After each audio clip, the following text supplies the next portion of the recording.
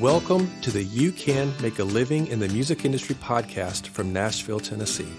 I am your host, John Martin Keith. Celebrities, working class musicians, and people who work behind the scenes in all areas of the music industry will share their stories, encourage you, and give practical advice of ways you can make a living doing what you love in the music industry. This episode is brought to you by Edenbrook Productions. Edenbrook Productions is the company I founded to help musicians grow in their craft. Are you a songwriter, but maybe you've been told your songs aren't quite there yet? Or are your songs ready, but you don't feel stage ready? Or maybe music is your passion, but you feel imprisoned by your day job and you don't know what to do next to make your dream a reality. Well, Edenbrook Productions is here to help. We offer consulting services via phone call, Skype, and FaceTime. And for the You Can Make a Living in the Music Industry podcast listeners, we're offering an introductory 1-hour consultation special. Click on the link in the show notes to contact me, and let's get you making a living in the music industry. Hey everyone, welcome to the show today.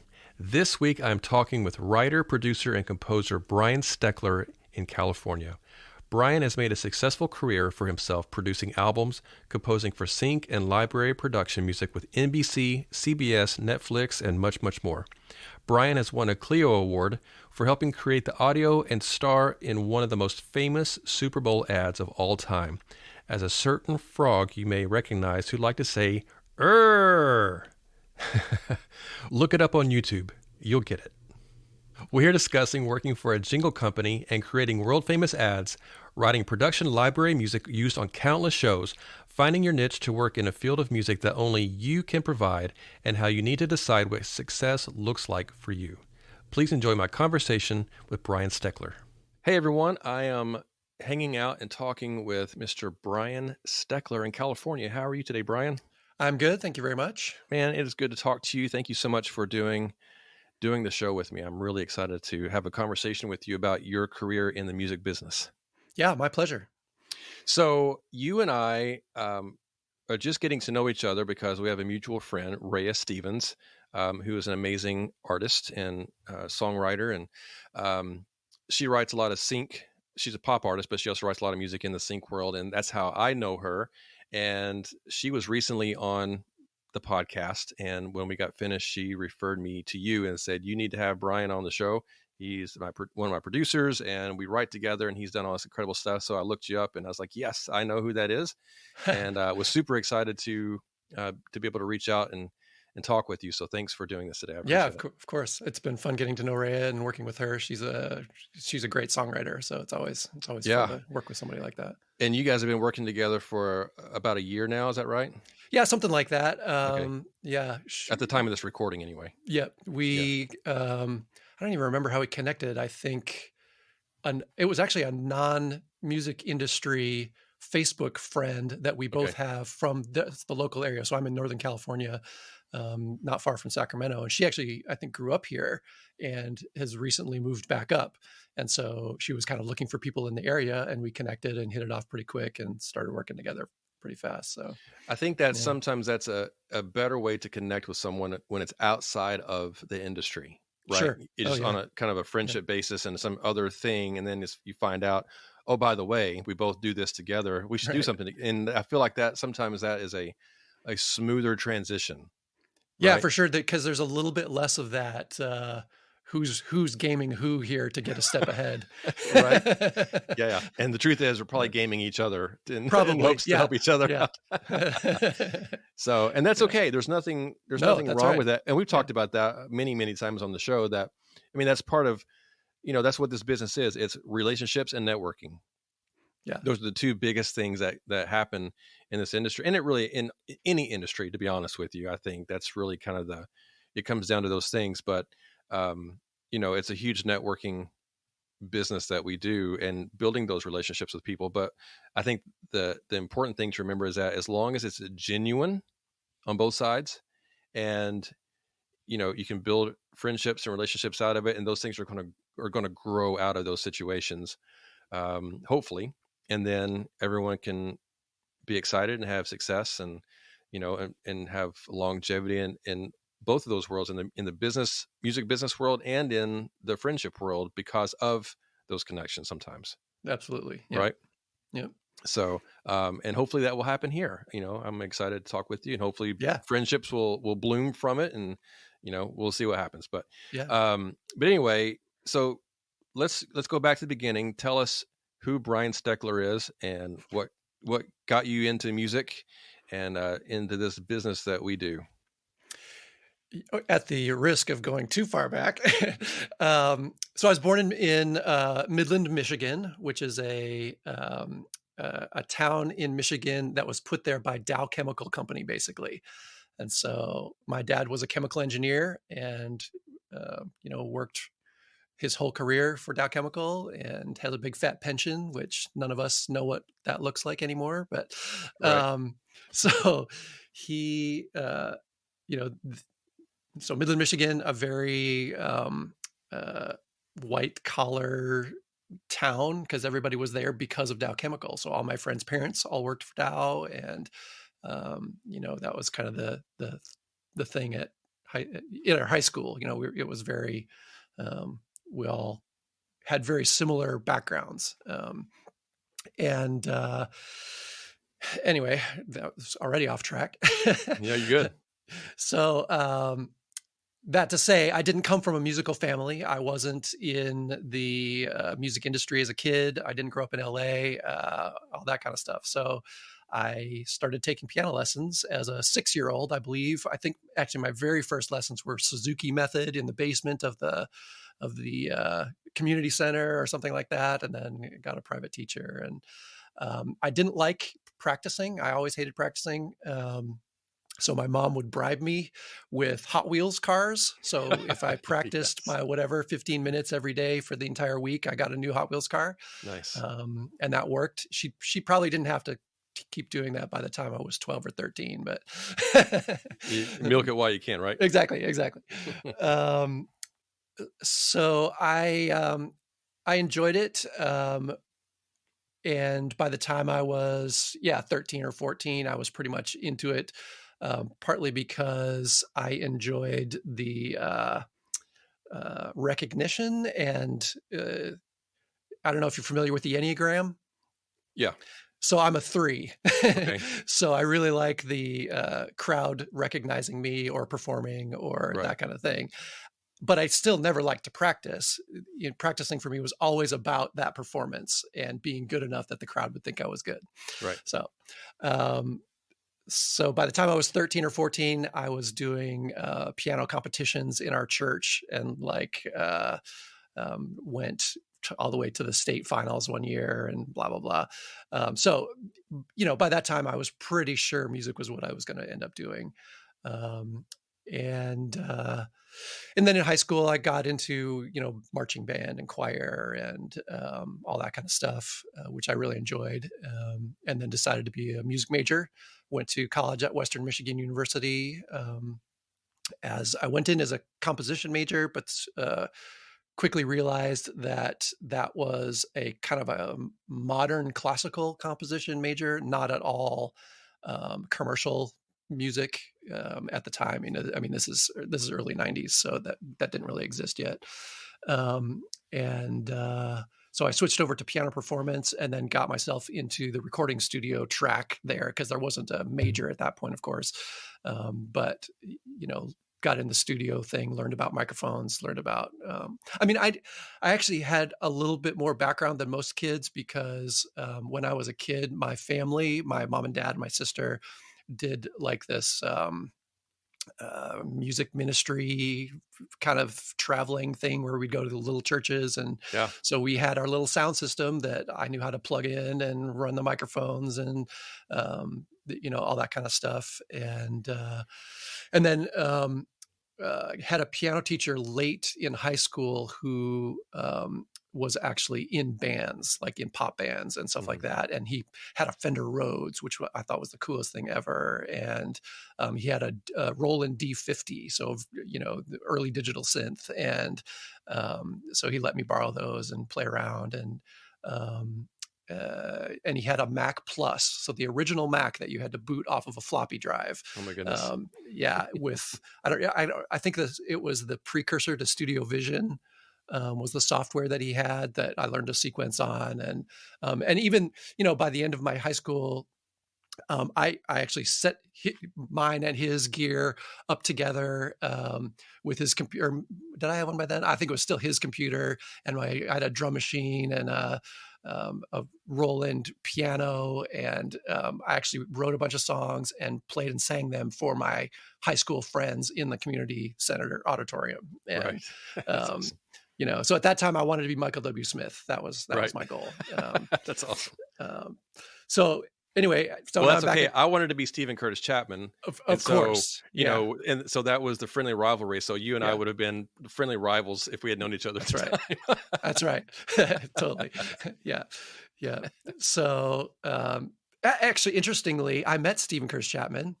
When would that would have been? It was maybe summer of my junior year. I went with this new piano teacher, this hip piano teacher, to the Estes Park Music Festival. Okay, yeah. And he was there, and just happened to run into him walking through the camp, and got a picture with my arm around him, and or his arm around me. I don't know.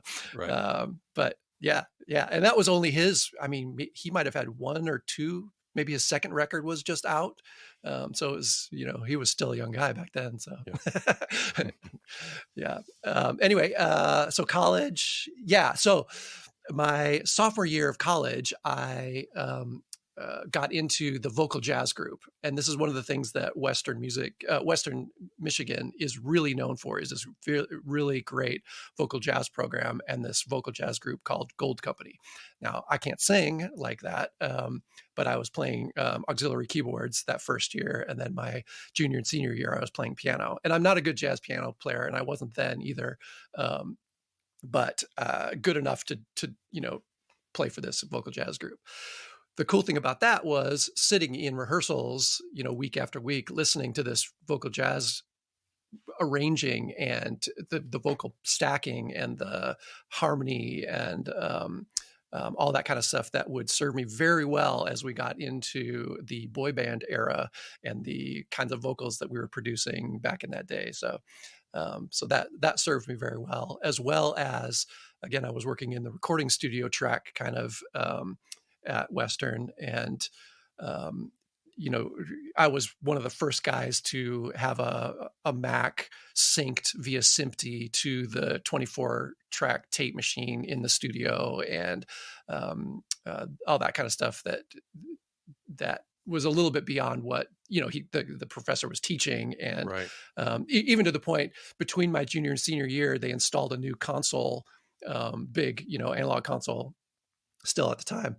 And the professor had me come in and figure out the automation system, and then ran automation, for like all of his recording sessions in that studio for my senior year. Nice. So again, really, really good experience for, for a kid at that time. So sure. Absolutely. Yeah. So that was college, music major, piano performance. So during that time I had a buddy, who was a couple years older than me, who had gotten a job in Nashville. Actually, he became the Chicago office for Hummingbird Productions, okay, the jingle company in Nashville. Yep. And at the time, very successful, and doing big Coke and Pepsi and big red gum and, big accounts. And so he got me an interview, and then a job as the backroom tape dub boy. So you got to start somewhere, right? Yeah. So I was the guy that would, take it was DATs, I think, at the time, of the sessions out of the main room to the back room, dub them onto cassettes or whatever it was going to the client, and then walk them down to the FedEx down at the end of the, where was that there was like the UA, no, I don't know. There was a tower looking building where the FedEx drop was, not far from Hummingbird. So that was great experience early on to see a working studio, and the caliber of players that were coming into that studio was just off the hook. I mean, the Nashville studio players are incredible. Yeah. And so, to kind of go from college where you feel like you're the good one to this professional environment where the playing was just ridiculous, was very eye opening for me as a young guy, and very quickly made me realize, oh, I'm never going to be a session player. I cannot do that. There's no, the way those guys would sight read or just nail it on the first take is like, yeah, no, that's not my gig. Yeah. So I guess one good story from the time, and this is only, I doubt I'd been there a year. And so a jingle company is basically the sales force. So the guys that are the communicators with the ad agencies trying to get us gigs. And then there's the production writers and production guys. So basically the sales guys would get the gig, send out a brief to the writers. Everybody would break into their own studios and write their own demos. Then all those demos would come together and be sent to the client via the sales guy, and then they would choose which one they liked, and then that writer would get to go produce the final in the main studio and hire the talent and be on the contracts and all that stuff. Okay. So internally very competitive. And I wasn't even I wasn't even on the writer category yet. I was far below that still. So, but one day, I think it was a Friday afternoon, late in the day, and Tom, one of the sales guys, came running down the stairs trying to see who was around, and most people were gone. I was still in the back room doing who knows what. And he's like, Brian, I just got this thing in from our ad agency. It's for Anheuser-Busch. Can we make something up here real quick? It's kind of a big deal. And I was like, I don't know, sure. And so he's like, he pulls this fax off the fax machine and brings it back, and it's a picture of 3 frogs sitting on lily pads, just like a sketch, and underneath it says Budweiser. And I was like, so he's like, yeah. He said the ad agency guy was like, yeah, I just need a soundtrack for this. I need these frogs to say Budweiser, and this is the idea that we got. And I was like, oh, okay, cool. So I'm in the back room. So this is not in the main studio. This is in like an office. And all I've got back there is a recently purchased 4-channel sound tools system. So this is the precursor to Pro Tools.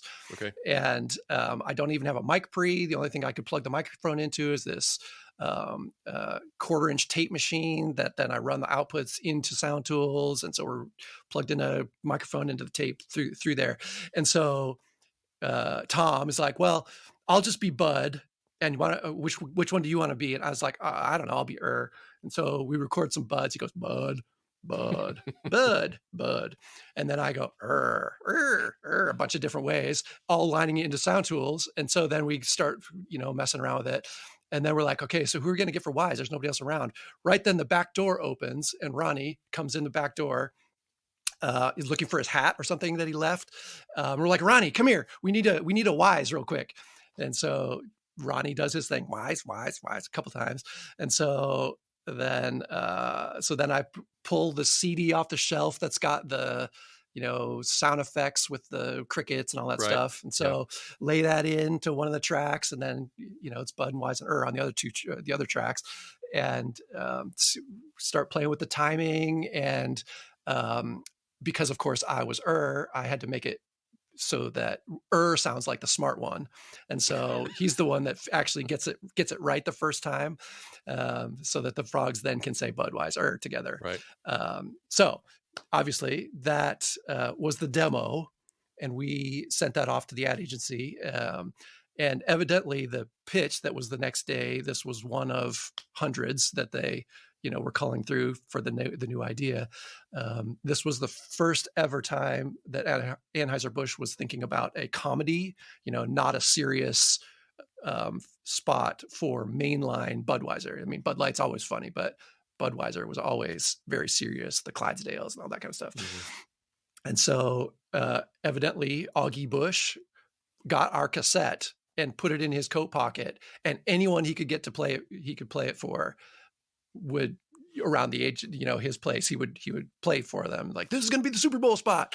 And well, again, this is the demo that we made in my back room. So the next step is always, okay, now let's hire the talent and do the real session for it. And so we did. We got all these cassettes from across the country, LA talent, all over the place, famous people you've heard of going, this is so-and-so auditioning as Bud.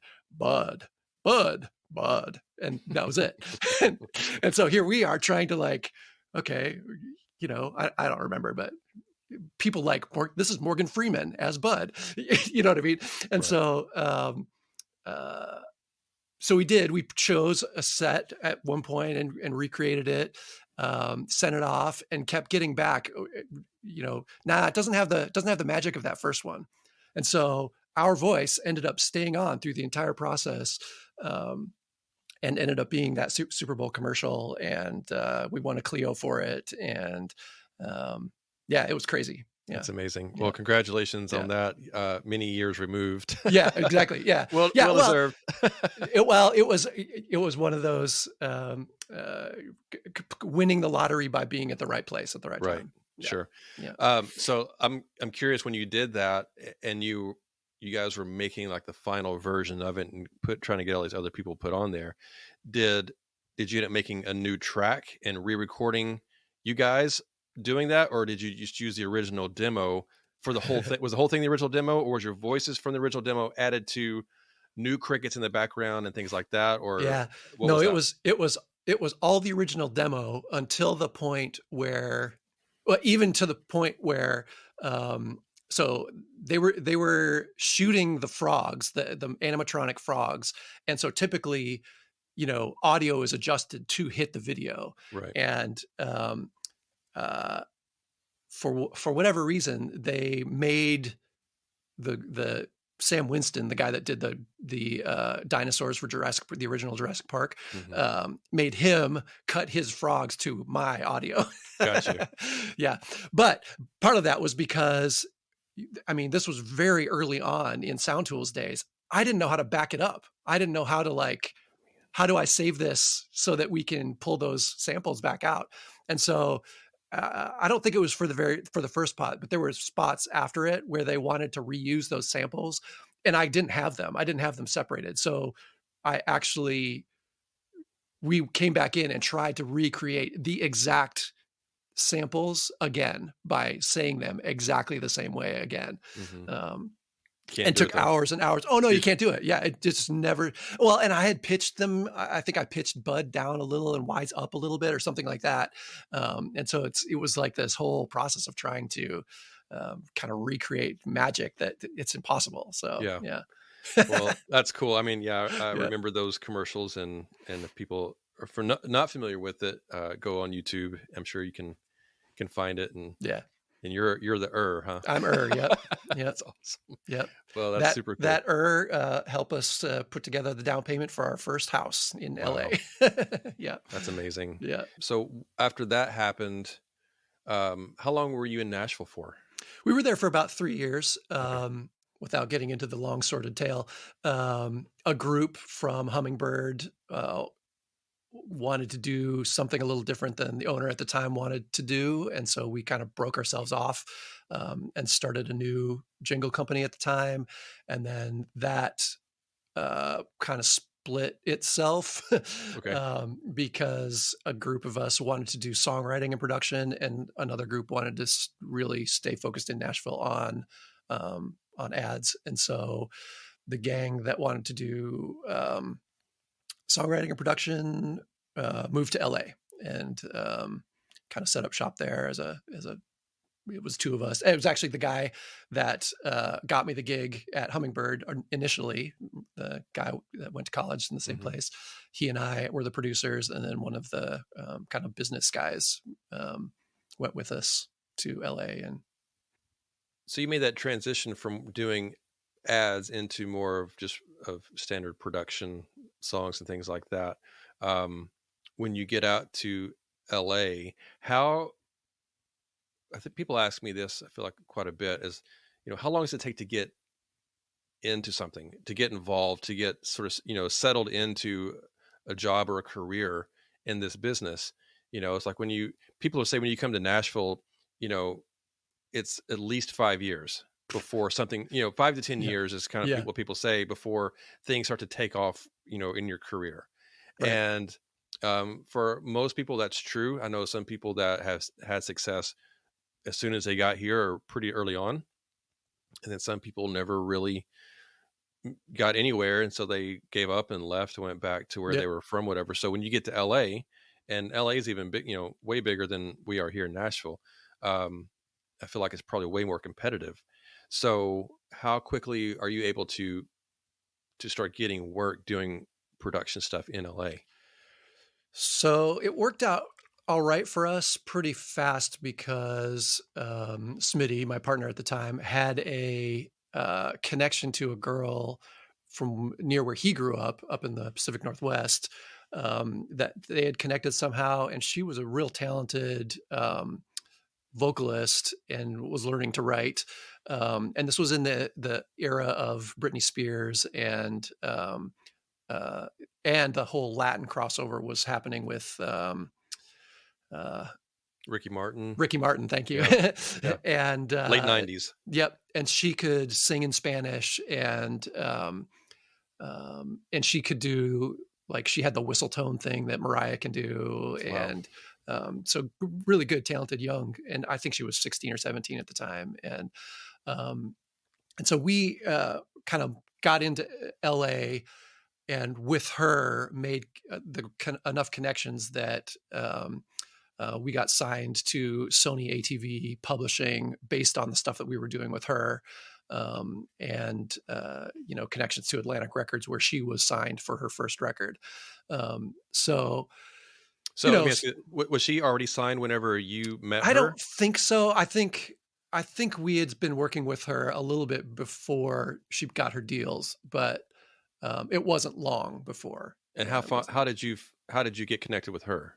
Smitty knew her somehow. He knew her. Okay. Yeah. From okay, where he grew up or something. Yeah. I'm curious because I think people listening want to know, okay, when I moved to this music city, and I'm trying to get a record deal, or I'm trying to get a production deal, or a songwriting publishing deal, that kind of thing, like you guys did with her with Sony ATV, people always want to know, well, how did you do that? How did you get into Sony ATV to give them your music and then them give you a publishing deal? So the question would be, okay, you guys were working with this artist, producing some stuff as an indie, basically at this point. How are you able to get your foot in the door at Sony to pitch them this artist in your music? Yeah, I don't know if I remembered that answer to That's that fine question. If you don't. Yeah, I think it was a lot more of Smitty's connection. Okay. I don't know if he had made the connection to the A&R guy before, or if it was really about Angela, who was on their radar already, and then saw that we were having success working with her, writing with her. And then I think partly we were signed because they were projecting her to be the next Britney Spears. So they wanted to have the producer, the writers and producers on their label. So that's my guess. So, but anyway, so that connection for us at Sony opened some doors to other writers and other, we had a song requirement for the year that we had to meet as Sony writers. So So they were setting us up with different co-writers, and wrote some songs with Gary Barlow from Take That, which was amazing. And various, little connections. I think we worked with Fergie before she was who she became, Okay. Yeah. and stuff like that. So that was a cool time in that era. The downside was Angela didn't go the way they thought she would, and we don't really ever know why. The story we were told was that it was a week out from her first single, that I think it was one that I had produced or mixed or remixed or something like that, was supposed to drop to radio. And they decided to pull her marketing slot and give it to Willa Ford, who nobody remembers anymore. So, Yeah. The name is familiar, but that's about it. Yeah. And then, and then Angela's basically done. I mean, this was $1 million deals for her. Yeah. That, and this doesn't exist anymore on the record label world. They basically signed her as a development deal, because she was, young and didn't have songs and didn't have following and any of that stuff that now, there's no reason to be on a label until you have all that in place. Mm-hmm. So, yeah, it's pretty, yeah. So we didn't really know what happened. And, without having that kind of record go for us, we were kind of back at square one. We were, whatever now, 3 years into our time in LA, and, out of money and out of, whatever. And it wasn't good. It wasn't a good time. So, so let me ask you this: when, and you don't have to give specifics, but when you're writing for a publishing company like Sony ATV, which is a major publishing company for those who don't know, nowadays when you get a publishing deal, what you get up front, they give you a stipend or whatever, however you want to call it, to live off of, during that time while you're writing songs, hoping that it's going to get picked up and recorded. Nowadays, the stipends aren't that great. Back in the 80s and 90s, it's like it was huge money that you would get as a writer to do that kind of stuff. So, can you talk a little bit about what that looks like when you're writing for a company of that size? Yeah, again, I don't remember that, again, because we had a business guy that was kind of shielding us as the writer producers from all that stuff. So, we were basically on salary from our own company. Right. So where that money came from to pay those salaries, I mean, we were making money on the production, and spending a lot, man. The hiring A-list mixers and stuff at that time was nutty. I mean, I think this is, 98, 99, somewhere in there. We hired Dave Pensato, who is, still one of the biggest mixer guys. And I think he was $5,000 for the song, plus $2,000 for the studio for the day, $2,000 for the day. And I think he was getting a point or something like that. It was just insane what the mixers were getting in late 90s. Yeah. Yeah. Different world than it is now, for sure. But, right. Okay. Yeah. Okay. So can you talk a little bit about the difference? What's the difference in that world from back then compared to what it is nowadays, with your experience? Well, I mean, just the budgets and the process was a whole different thing. I mean, they wanted us to recut the whole record with her singing it in Spanish. And so to do that, they flew us to New York, put us up, and hired the studio and a translator. And then we sat and recut the record in New York. And I don't know why. Like, why not, do it in our studio? And like, just the way money was spent was a whole lot different than it's looked at now, where especially, like we all have our own studios now, and everybody can buy a $100 interface and a $100 microphone and get pretty dang close to what you can do in a $2,000 a day studio, Yeah. depending on what you're doing. There's my FedEx guy. Okay. Yeah, we'll pause here. Don't let me forget. No, you're good. Go. Yep, go for it.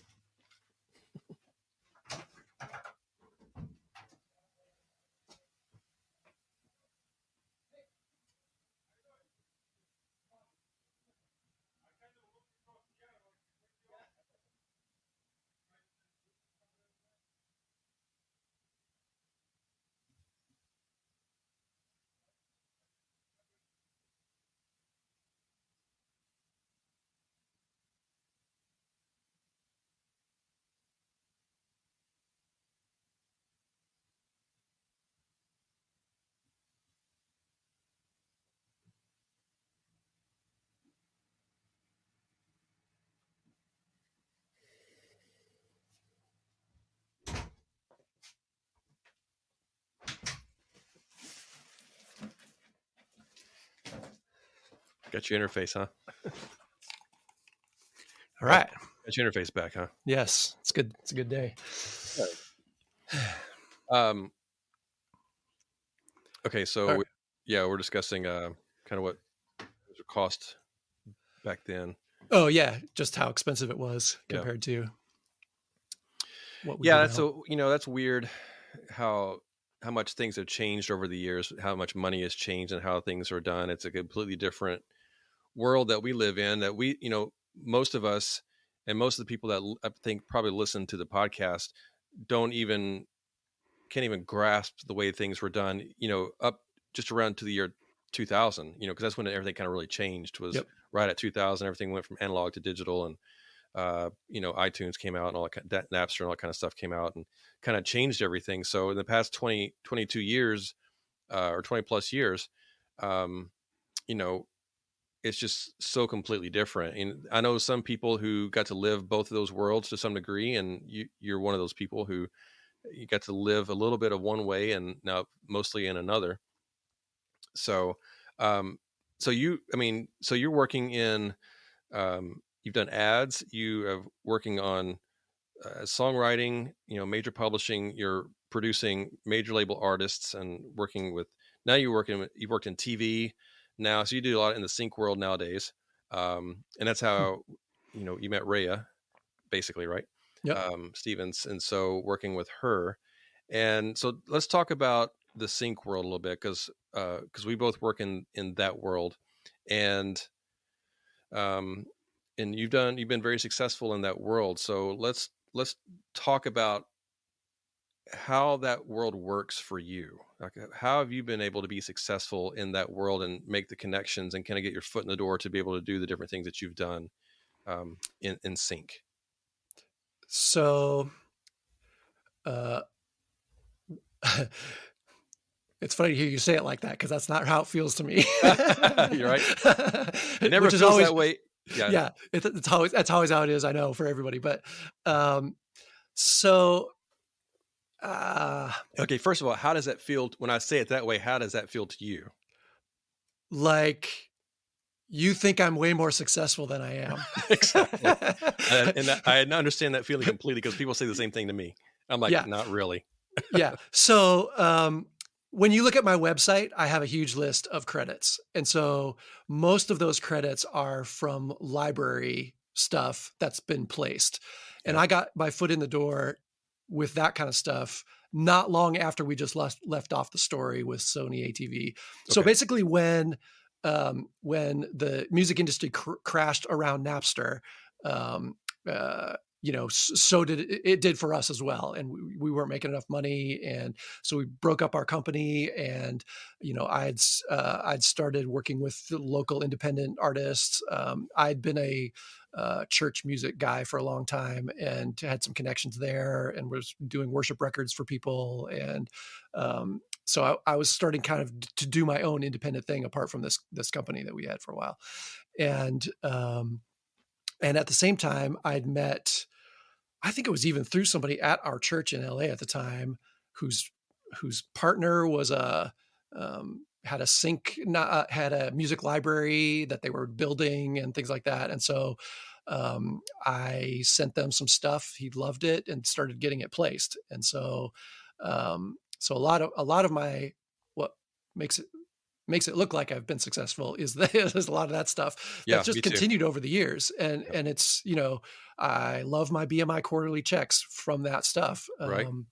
And over the years, I'm slowly adding to that, but it was sort of that first group of stuff that still keeps, still keeps showing up. So, Yeah. um, And I'm the same way. I yeah, do a lot of the library stuff as well, and have been, quote unquote, successful in that world because it just keeps getting used over and over and over, and that's right, that snowball effect that we talk about a lot. And I think people that are listening that may not give that world a whole lot of thought should really think about that world, because there's a lot that you can do there, and it really opens up. It really changed my way of thinking as a musician and as a composer and a creator, sure, because I was stretched to create things that I would never on my own as an artist ever consider, recording.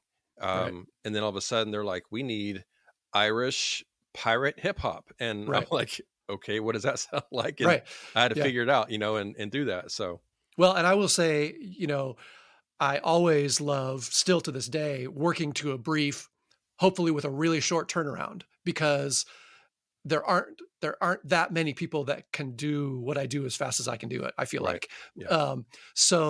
And I learned that from doing ads way back in the day, because the deadline is always tomorrow or tonight at 9 PM when the FedEx cutoff is.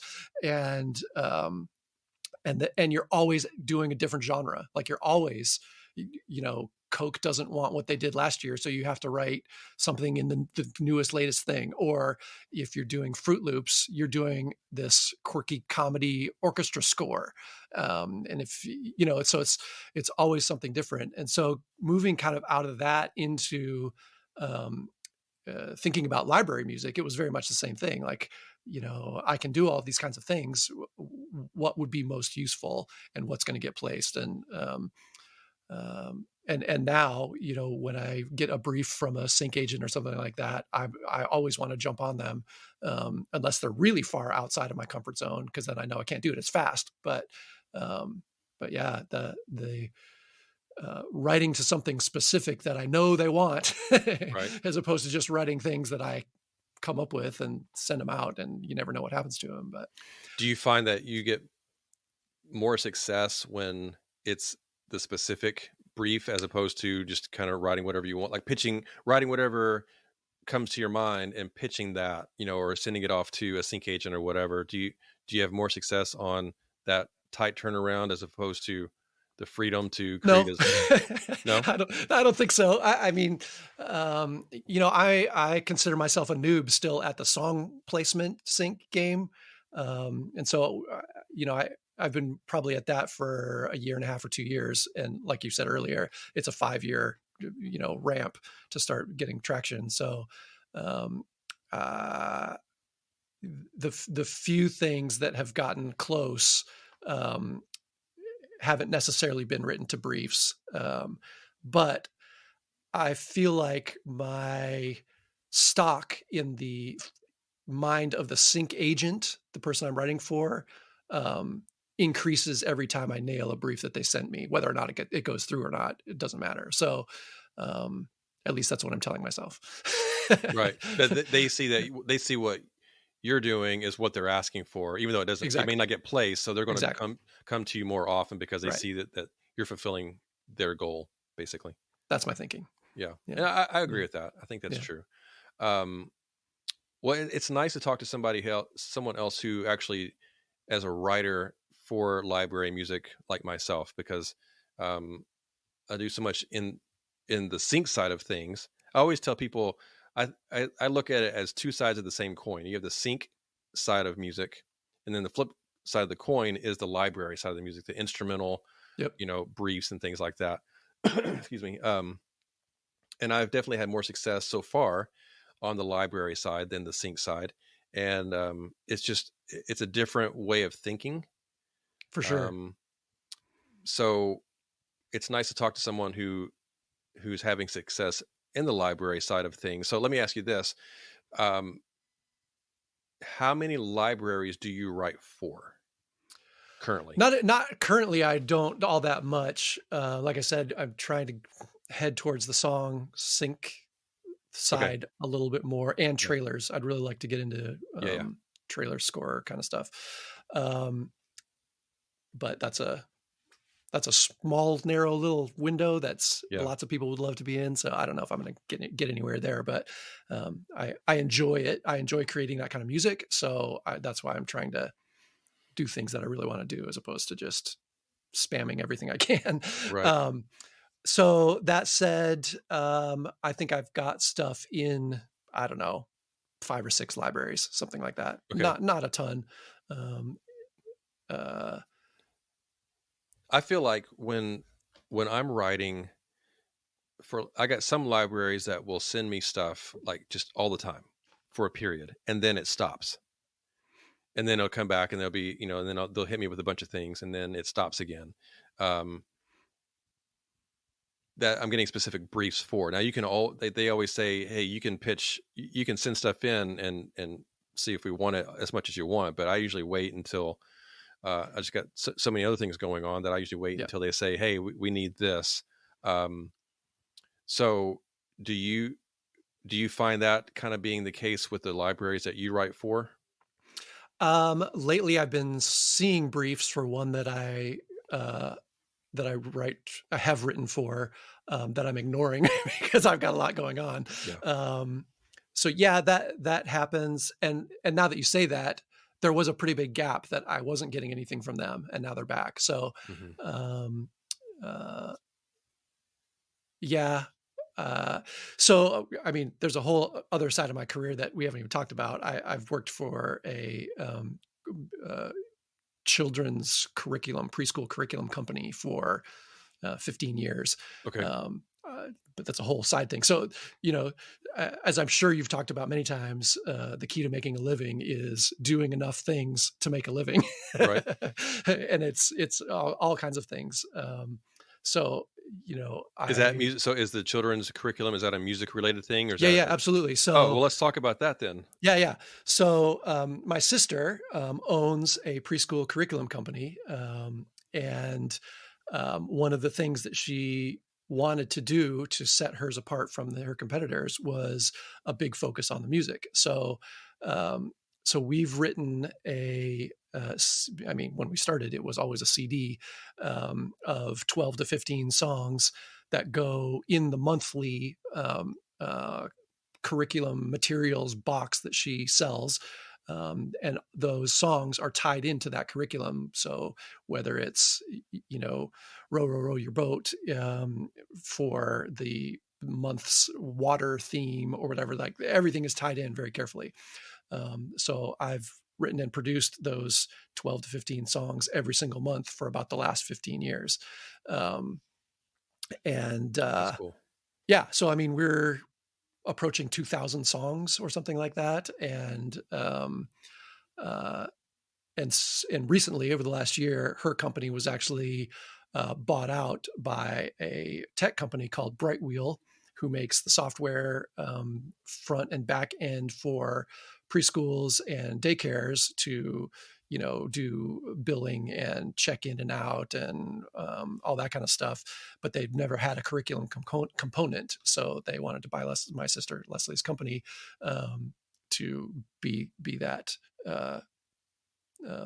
component. And so now I work for Brightwheel, still doing this exactly the same thing, but have really nice benefits. And That's cool. yeah.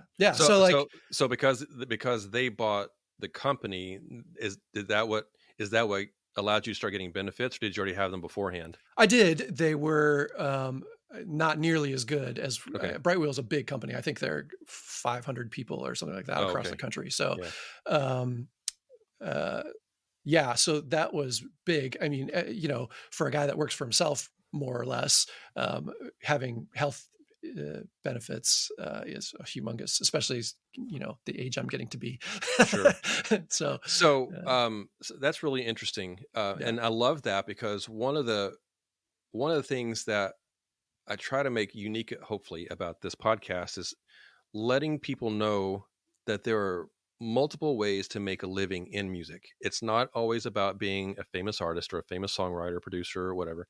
Um, there are lots of ways to make a living, and I talk about this all the time. But I do. There's probably 7 or 8 things that I do on a consistent basis, music related, that allow me to do it full time. It's not just one or the other kind of a thing. And exactly. part of me gets bored doing just one thing, one or two things. And so I need to, I'll spend all my time doing one thing, and then I get burned out, and then I move over to the next one, and then I get burned out over to the next one. And it kind of rotates around, which is just a good way for me to kind of work, I guess. But, but I love the fact that you have found a real niche thing that's music related that allows you to make a living doing it, and now you get benefits on top of that is super cool. Yep. And so, letting people know that there are ways to do this and make a living that are not necessarily what ways that you would think of. There are all kinds of things that need to be accomplished for other people, and you've given someone a reason to be able to hire you full time to do something that only you can do for them, really. Right. So I don't know. Let's talk to me a little bit more about that. Like, what would you tell people that are like, I'm never going to be a huge artist. I'm never going to be a super successful songwriter and make, millions of dollars and get all these awards, but I'm good at this one thing. And how do I find that other thing that I can attach it to, and make my living in music doing that? Does that make sense? Sure. Yeah. I mean, it's always like everybody always says, it's kind of who you know, and it's it's happened to make the right connection. In this case, my sister. So pretty strong connection there. Sure. And I will say, I, like everyone else, had a big enough taste of the big time in LA to have to kind of work through the letting that go, and sure. Yeah, I understand and making the conscious decision, like, we're leaving LA. Like, if we're moving to Northern California, I'm really letting that dream die, because this is not going to happen from Sacramento. So, so there was part of that in there for me. And then once you're kind of over that and start to look at your life and how you want to live your life, and for us, it was about raising our kids in a nice place. And, there's just so much more to life than what your career is. And so, that was my choice. There's going to be more to my life than just my career. So, reconciling that in my head, and letting the dream go a little bit, and then figuring out how to make a living still doing music full time. And that's where, like, yeah, fine, I'll do a CD of simple kids music every single month. And it's a grind, a lot of months. And of course, I've gotten faster and faster at it. I mean, you do it for 15 years, you get pretty good. But I was working on it this morning, and like, it's always there and always something to do. And I mean,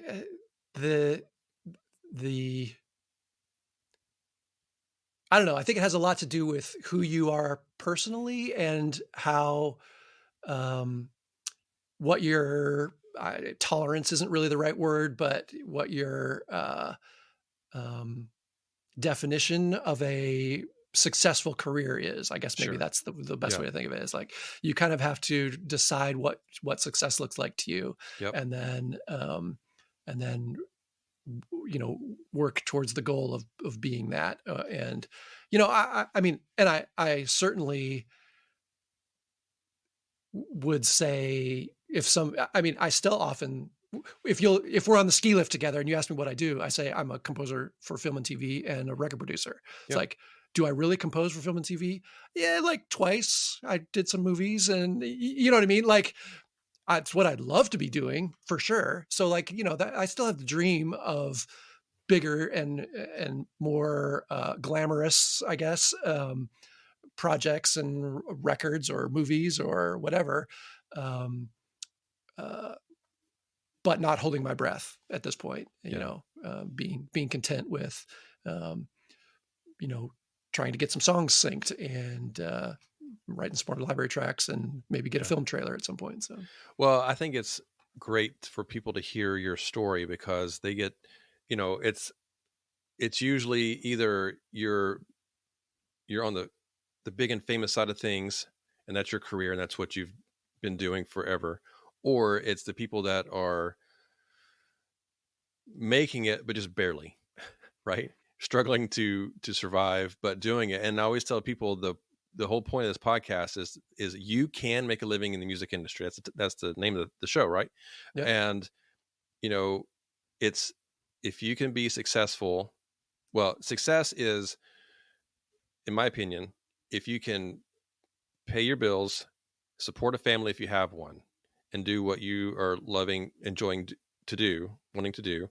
If you can do those three things, then you are being successful, right?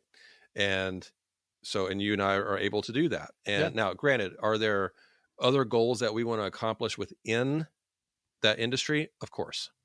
right. There are bigger things that we would both like to be able to do, but we've both tasted and have been a part of some of those bigger things for at least some point in our careers.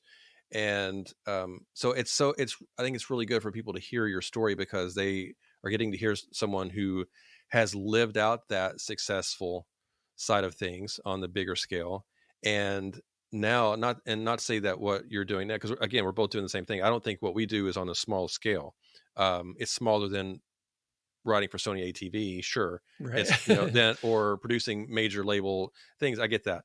But again, we're getting to put music out on TV or film type stuff. And so, and we get to make music that we enjoy and that we love. And so for people to hear that, they get to see someone like you who's lived both sides of it and, are being successful and enjoying your career. Yeah. Where you are. Right. So I think that's really, really good. So I appreciate you sharing that. So for 15 years now, you've been doing that. And that's really cool. Yeah. I love it. I love it. You got a niche. You got this one thing that's really your thing. And so I want people that listen to, figure out, okay, what can I do as a listener? What is it that I want? What is it that I'm good at? And how can I find ways to get my music and what I do into something that's real specific? Sure. Yeah. Yeah. So, well, and I will say outside of the kids' music, that's always been kind of a problem for me. Like, I don't really have that niche because I'm pretty good at a lot of them. So, right.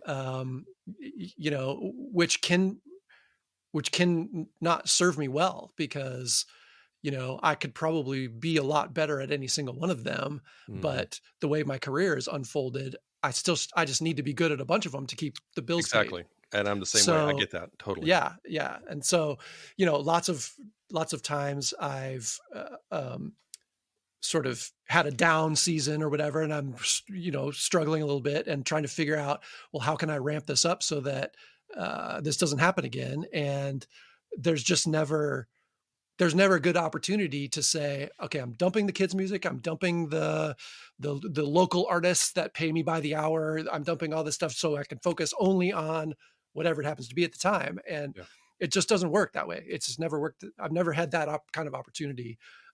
Even back when I was making records, like I would constantly say, like, man, it sure would be nice to have a big enough budget that we could work on this until it's done. Mm-hmm. Not in 3 weeks, it needs to be done. Right. Like just to have, and I've done that, twice, I think. had records that there was record label budget attached and no real deadline, and you know, go write the songs, produce the songs until we've got a good record. And man, what a luxury that was. Yeah. And, and then for the rest of my career, it's hasn't been that way. And that's fine. It's made me a different kind of producer, a different kind of songwriter, a different kind of, approach to the way I do everything I do. Yeah. Even to things like, I've always mixed most of my own stuff. Like there've been very few times when I don't mix, or, and even nowadays I master, like, Yeah. and once in a while get calls only to master. Across the board, it can be hard for people to differentiate what they're hiring me to do, because I can do any number of the things in the process that they're trying to hire me for. So, for a while, my website was a mess because it's just impossible to say, what do you need me to do for you? Sure, I can do that for you. Like, you want me to help you write this song? Great. You want me to produce it for you? Oh, you don't need me to produce, but you'd like me to play keys and program drums and mix, or, you know what I mean? Like, Yeah. it's just,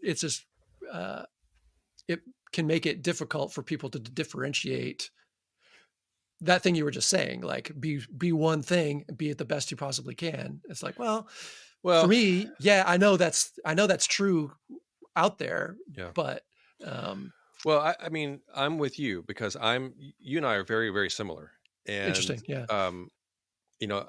I pretty much do all of those things myself, Yeah. because I can't afford to pay Exactly. someone. I can't afford to pay someone to mix, Right. every song that I do, or to master every song that I do, or to pay musicians for on every song, because, I would be broke. Totally. There's Yeah. there's not Yeah. not enough things land on a consistent enough basis for those things to happen. So I've had to teach myself how to do those other things, and I love it. And I'm trying, I keep working to get better and better and better at those things. And I enjoy doing them all, but there are times where it's like, man, you feel like you never get ahead because you just constantly have to do it all yourself. And so you Yep. can't move on to the next thing and have someone else kind of finishing it up for you. Right. Sometimes I love that. I love being able to mix and to master and to produce and play all of my own stuff. And sometimes it's too much, and so I get that. But I also tell people all the time that listen, that I think it's important to know is that I always say that the more that you can do yourself, the more work that you can get, because, because you can always provide something that someone needs. Yeah. It's like, if the only thing you know how to do is mix, and that's all you know how to do, Right. you're limited on the work that you're going to get. Right. Right.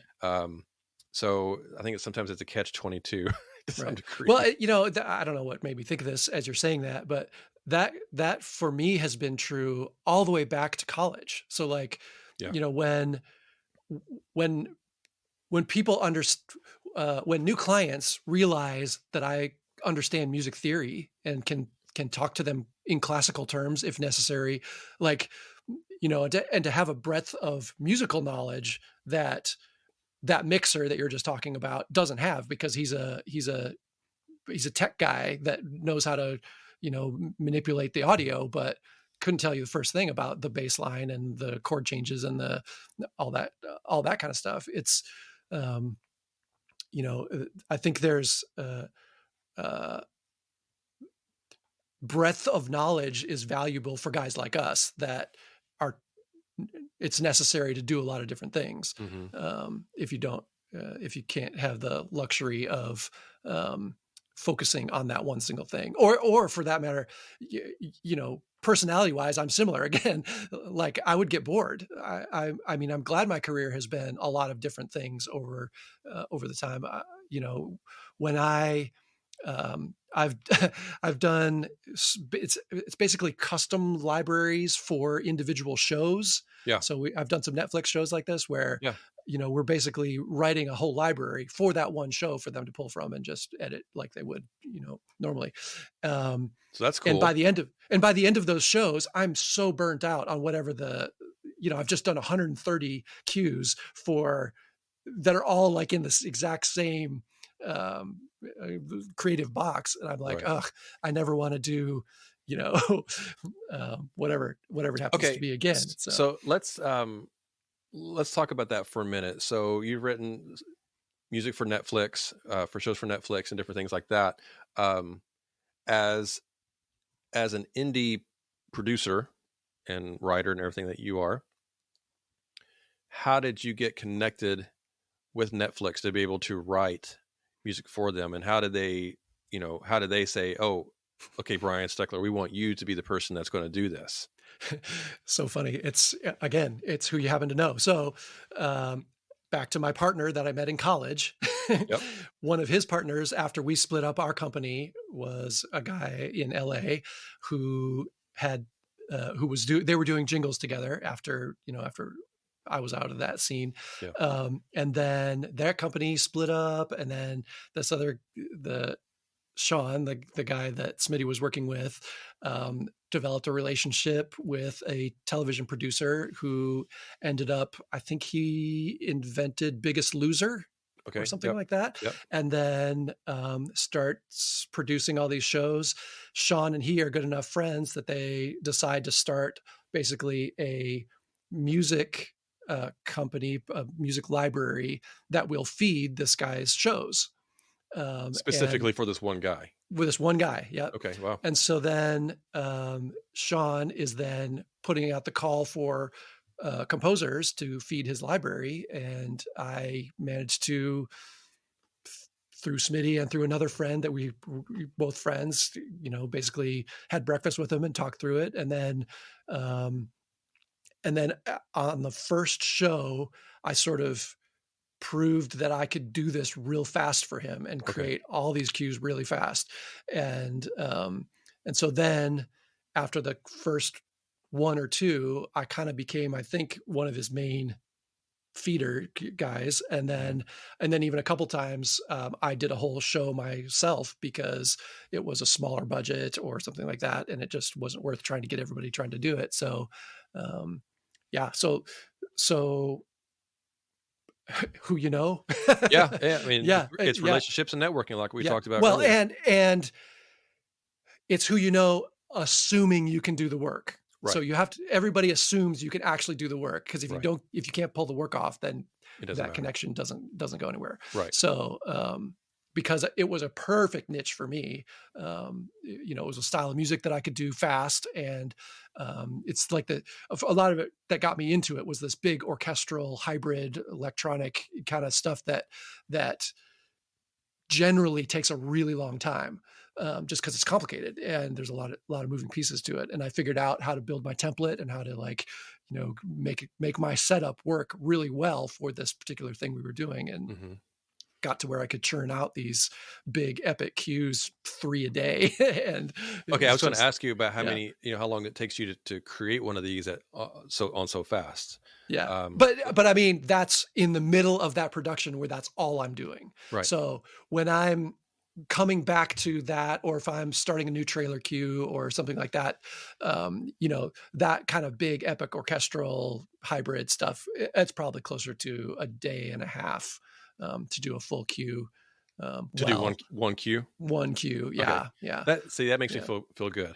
Yeah. That makes me feel better, because I feel like when I do those types of things that I should be getting them done faster than I am sometimes. And I feel like I go pretty quick, but then you get hung up on trying to get certain sounds and different, patches and whatever. Right. And it's like, man, some of these DAWs and keyboards or whatever, have these sounds that there's 1,000 sounds that you'll never use, and only 3 that you actually need, and you can't ever find them because they're buried in to 1,000 different sounds. Well, and that's where, when I'm in the midst of a production like that, where I'm doing 100 of these, like, when I find that sound, it's in the template. Right. So then the next time I come to that thing where I need that sound, it's already there. And my blank template isn't blank.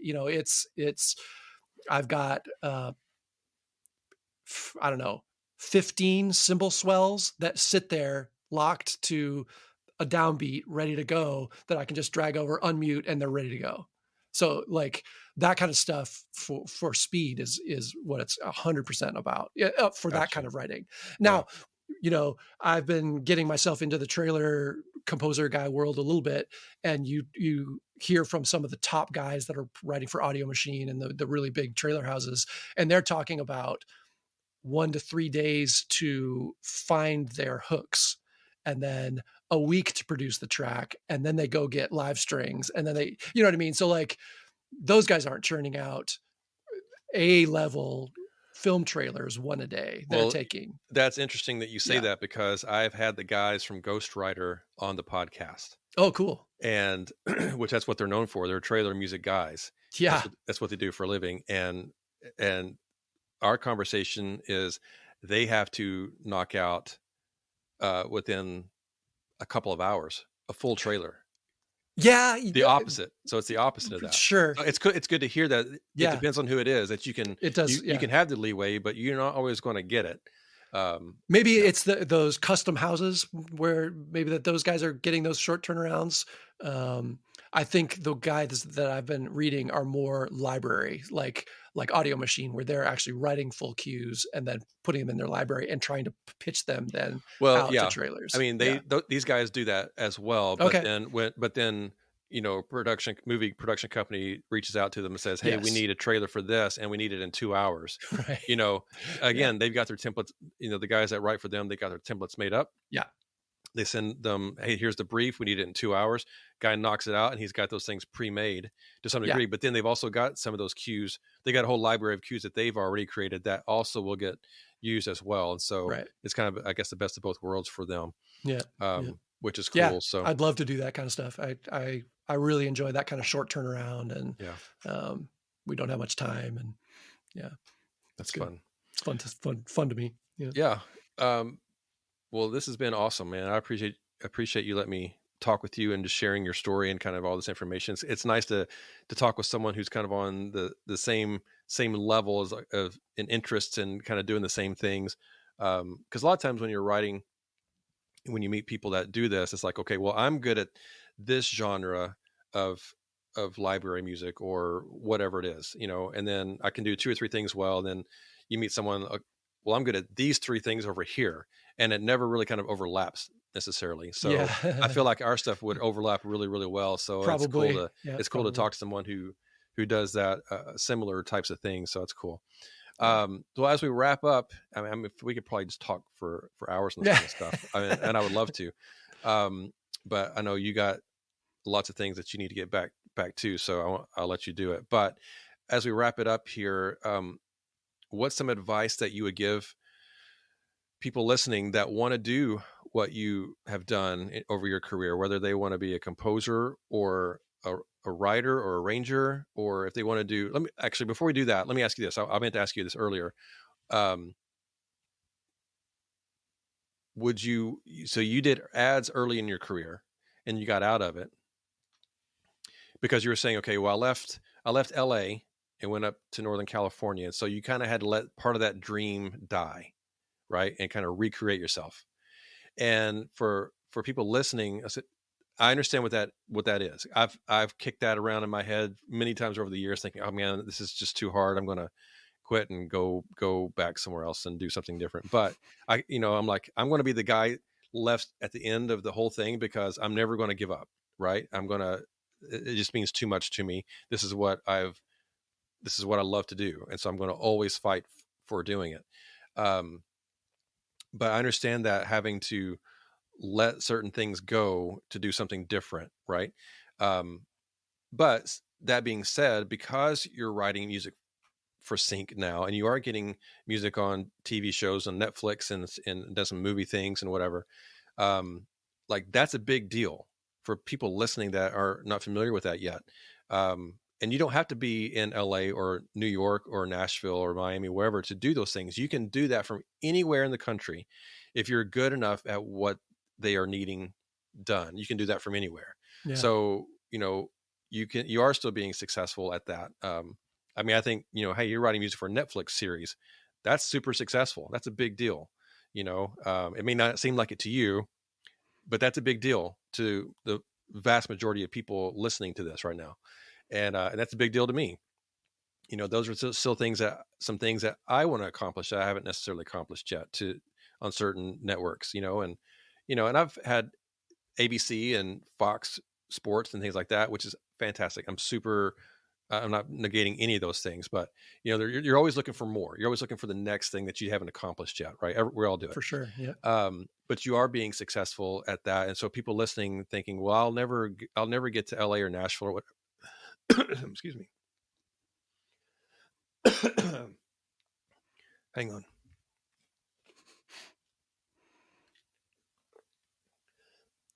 Sorry. Mark that time code. Yeah. I'll never be, excuse me, sorry. Thinking I'll never be successful enough to be able to do those things, then. So I got coffee. I'm not crying. It sounds like I'm like all worked out.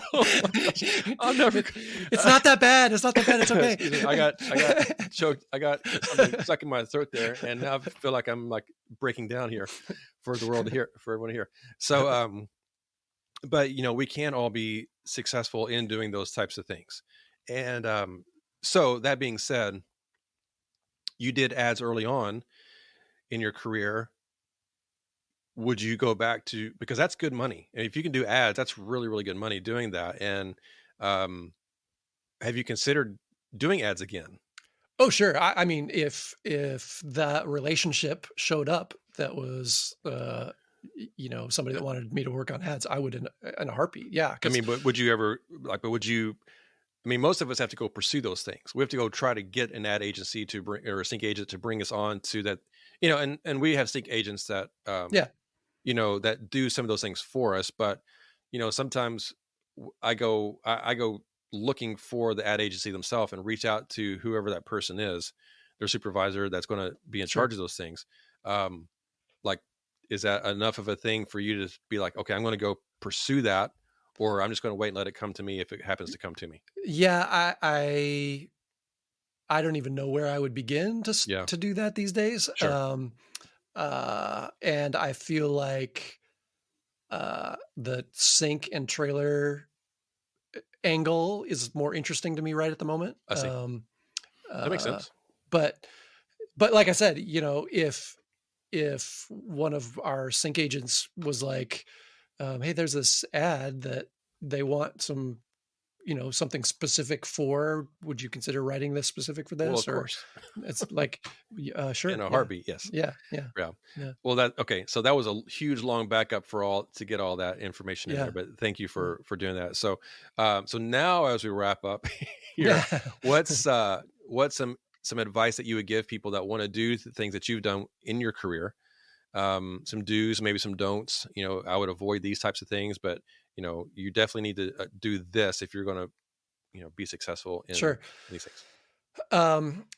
I mean, it's hard for me to say what you should do, but what I felt was important for me was the music background. Like I said, I was a piano performance major. I took all the music theory.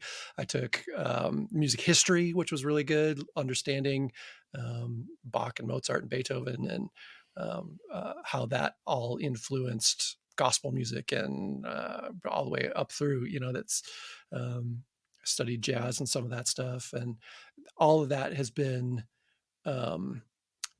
crucial in my mindset as a composer and songwriter, if nothing else, so that when I get a reference from a client that wants something kind of like this particular reference or kind of like this particular soundtrack or whatever it is, I've got the broad enough background that I can listen to it and kind of understand what's making that work. Why why does this bass line with this groove feel like this? Or how delayed is that snare drum that's making it feel like this? Or those kinds of things that I wouldn't know how to hear without the musical background that I've got.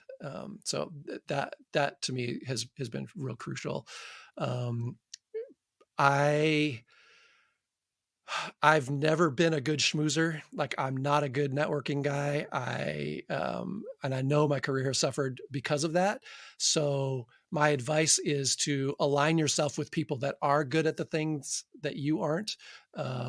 So, for me, that's currently that's when I'm offering to co-write and produce. So I work with a lot of singer-songwriters that can't produce. They can record their vocals, but they don't produce, they don't mix, they whatever. So I'm happy to work with them, usually, even sometimes on a 50-50 deal, even though I'm clearly contributing more of the production side, as long as they're contributing some networking side. They've already got established sync agents or ties to showrunners or whatever already. So I guess recognize your weaknesses and find people that can fill in the other side to some degree. And then I don't know. It's a long-term numbers game, for much of what my career has been. Like I said, 15 years writing kids songs, 2,000 songs. I mean, I never would have thought that company could be bought out by a tech giant that, I stand to. I mean, they're talking about an IPO and it's going to go public and I've got shares and like, I never would I have thought 15 years ago, writing my first, CD of kids music, that could develop into something that could potentially pay for my retirement. Yeah. So that's great, man. That's great. Well, and even still in my mind, that's like, yeah, I do this little thing on the side for my sister's company. It's like, okay, wait a sec. It's not really time wise, it still is, but like, what it's going to mean to my family and my rest of my life and all that kind of stuff could be huge. And it's great because that allows you to keep doing these other things that you love to do. Totally. Yeah, exactly. Yeah. When it comes to retirement type stuff down the road, a few years from now, like that's going to set you up to be able to continue all this other stuff that you love doing, for sure. Yeah. So yeah.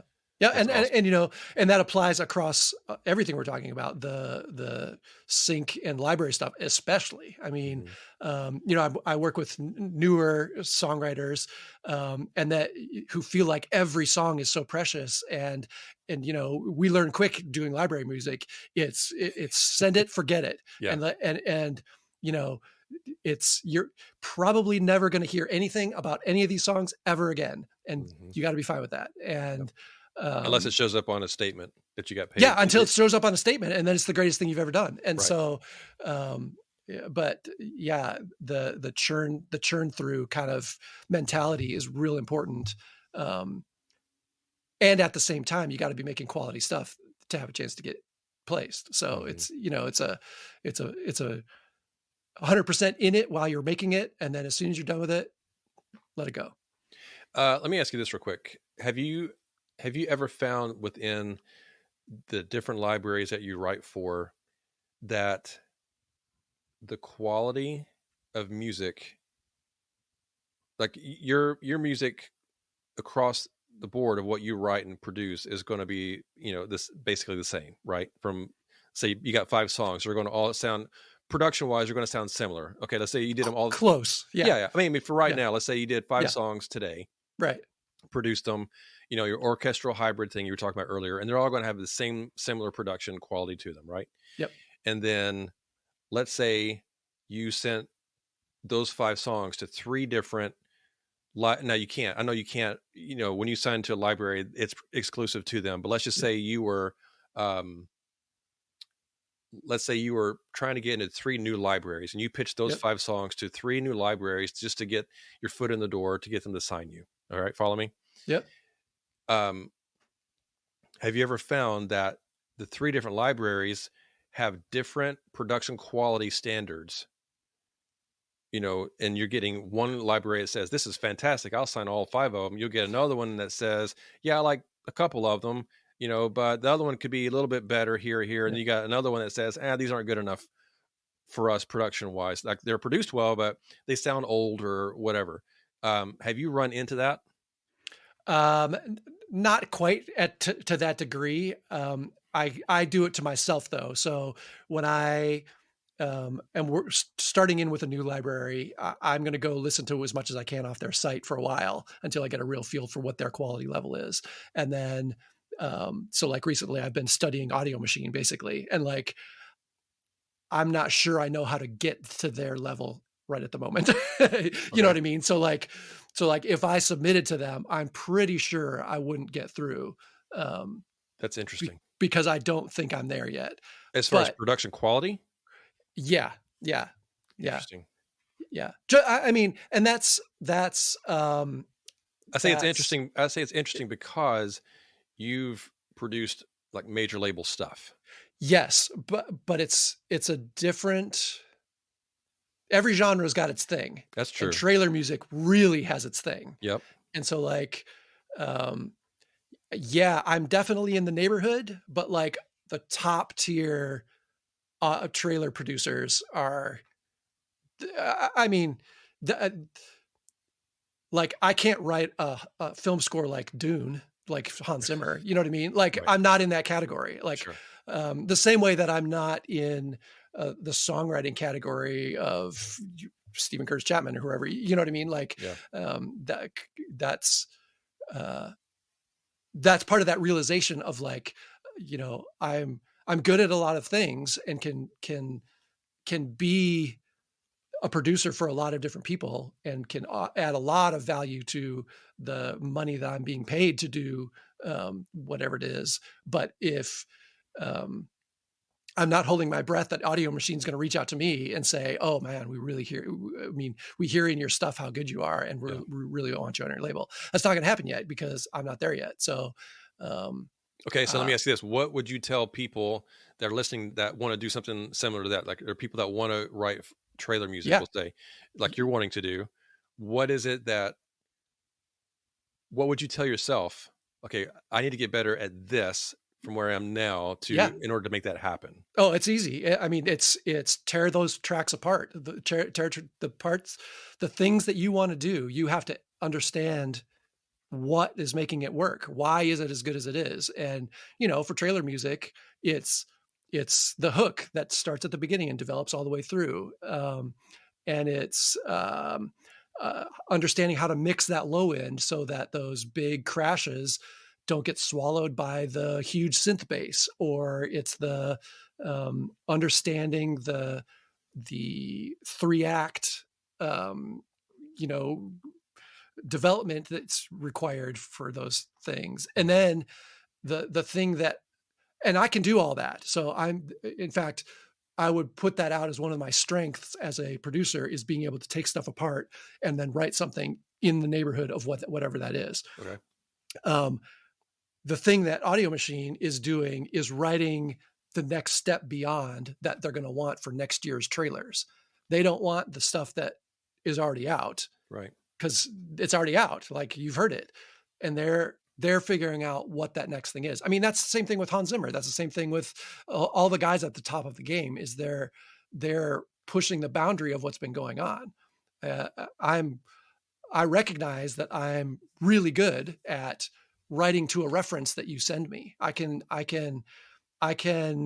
replace a song that you can't afford to license with something that works exactly the same way. Yep. But I'm not breaking any new ground. I'm giving you exactly what you're asking for. Right.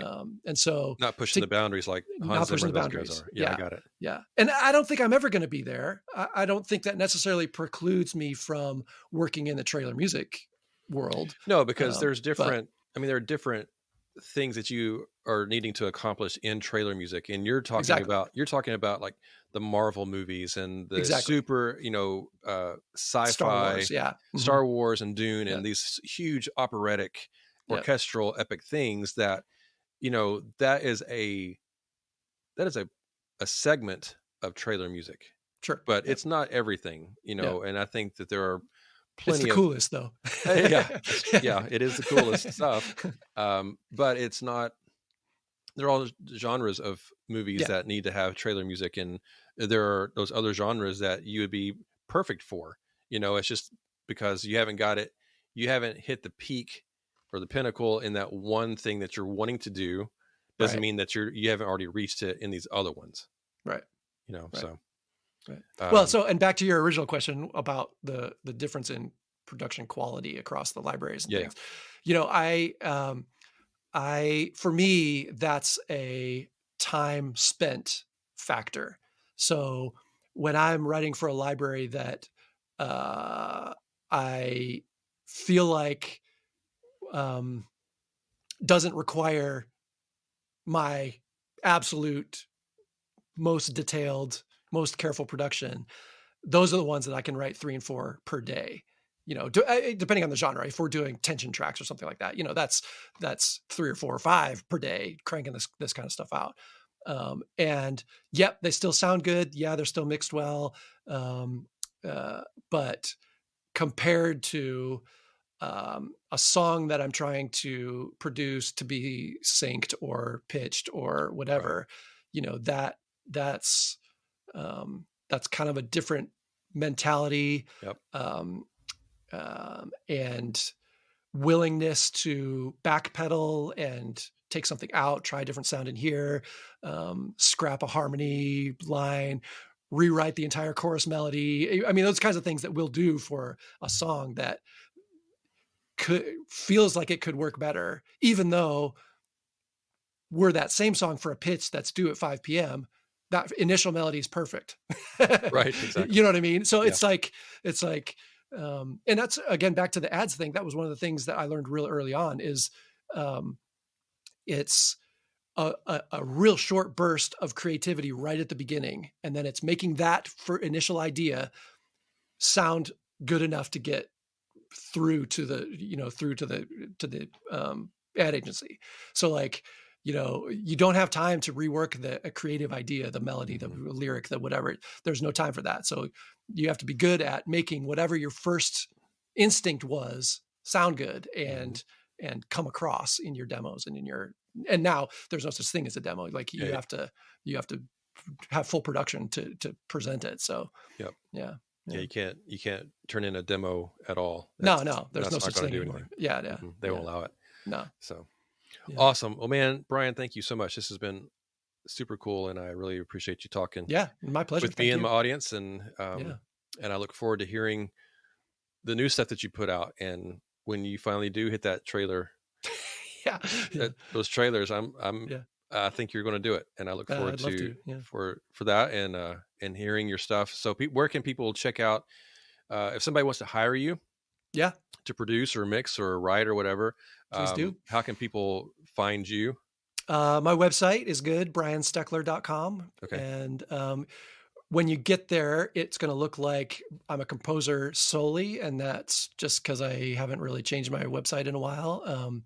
But I currently I'm doing way more in songwriting and sync song production. And in fact, I've been kind of combining those worlds and doing a lot of trailerizing of people's songs. So I'll get, somebody's got a song that they want to sound like a film trailer. And so I'll take it apart, take the acapella or whatever, and, turn it into that big epic, whatever. And that's super fun. I love doing that.